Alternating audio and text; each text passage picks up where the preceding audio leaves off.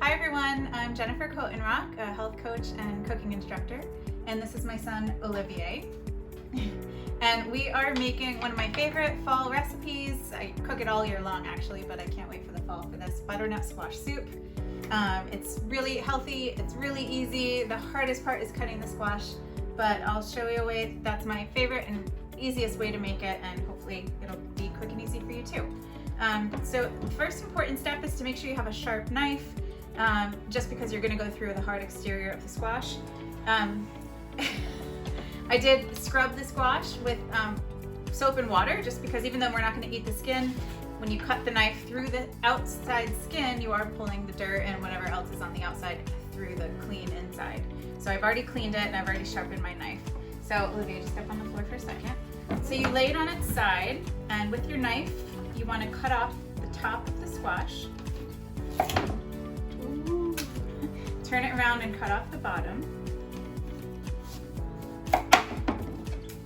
Once you have a flat surface, and you just stand it up on its end, put the knife on the top and just put your hand on top so that you don't risk cutting your hand at the bottom, and you just push it down. Now can I do it? Yeah, can I see it? Yeah, now you can stand up here. So once you get it open, here you'll see the seeds. So you just grab a spoon and you scrape the seeds into your garbage or compost bowl.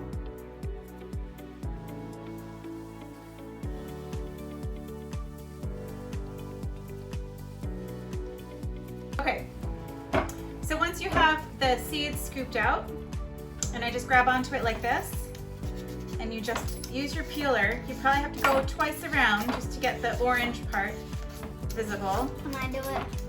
This part's a little hard, so I'm gonna let you help cut the apples. Brown. All right, once you have both halves peeled, okay, then what we do is we cut them into about 1-inch pieces. Can I? Yeah, hold on, I'm gonna give you a smaller one, all right, and you can cut that one. So we cut in about 1-inch pieces. You want them to be all about the same size so that they roast evenly.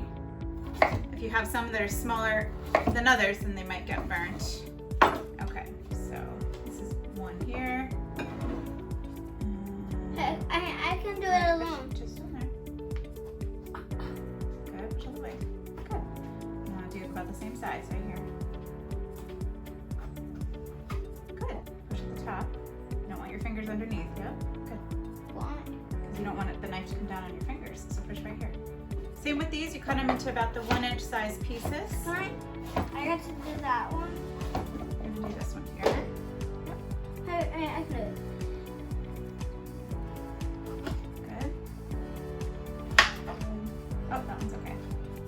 I got it. Good. Thank you, Olivier. Okay.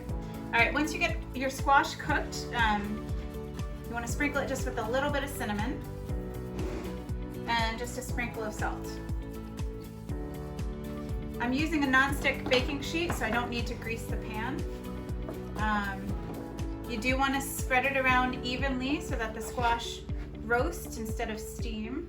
If you don't have a non-stick baking sheet, you can put the squash, you can either spray the pan or you can put it on tin foil or parchment paper. So I'm just getting the squash so that they're not touching each other, so that they can all kind of roast nicely in the oven.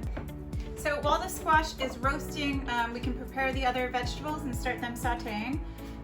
First, we use apples. So I really love the combination of half Granny Smith, half sweet apple. So this is a Gala apple. You can use a Honeycrisp, whatever you have at the market that's fresh and in season. The tartness of the Granny Smith plus the sweetness of the red apple really is a nice combination. So you can either use 2 small apples or 2 medium size. I'll probably end up giving Olivier a piece of the apple, or we don't mind more apple in the soup. Olivier calls it, what do you call it? What kind of soup is it? Apple soup. It's called apple soup in this house, but it's really butternut squash soup. Which apple do you like better, red or green? Or yellow? Good. All of them. All of them? You don't have a favorite apple? I do have it. You love all apples, right? You're apple. I'm an apple fan. You're apple fan, that's right. And then what's cool about a soup that you're gonna puree is it doesn't matter. Hey, I want to cut the red apple. I'm gonna give you a piece to cut. It doesn't matter how big or small you chop it because it's all gonna end up being pureed. So no worrying about dicing or mincing anything here. I've cleaned up the apples. I'm just gonna cut it. I'm gonna show one. I'm just cutting it in half, and then I'm just going big pieces here because it's gonna get pureed. Wait, I could. Here you go.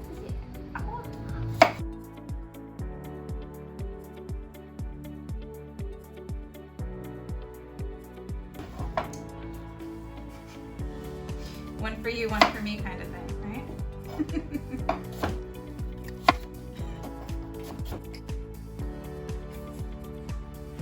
All right, thank you for your help. Good work. Okay, and then another one of my favorite foods is leeks. I've trimmed off both ends of the leek. So this recipe has 2 leeks. I already cut up one.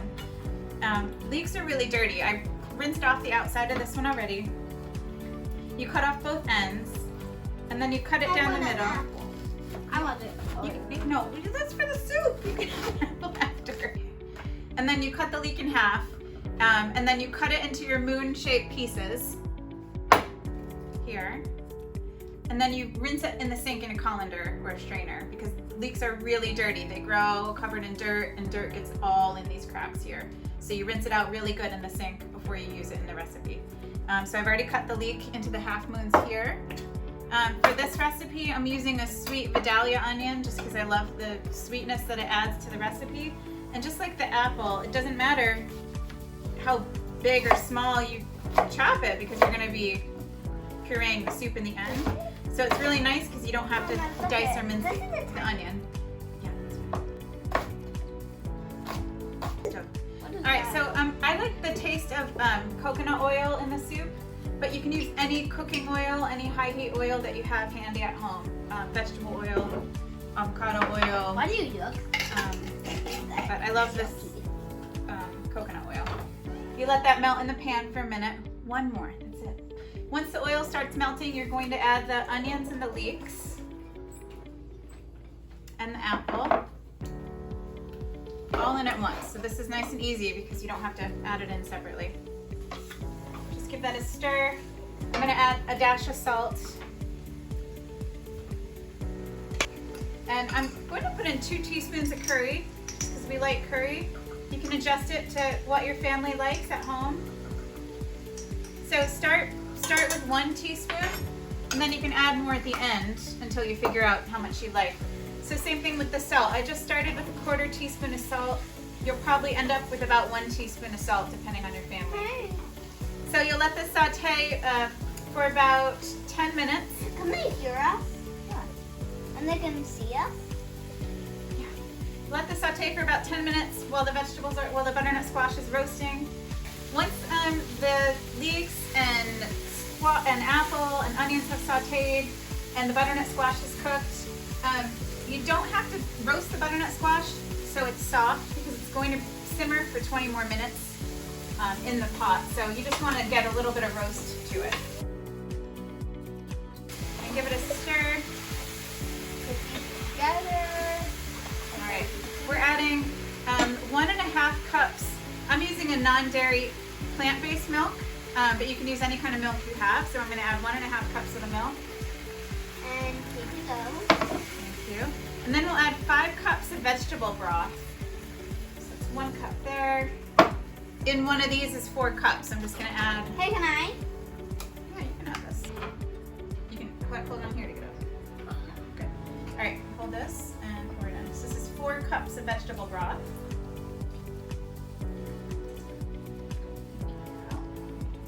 Once we've added the vegetable broth and the milk, give it a stir.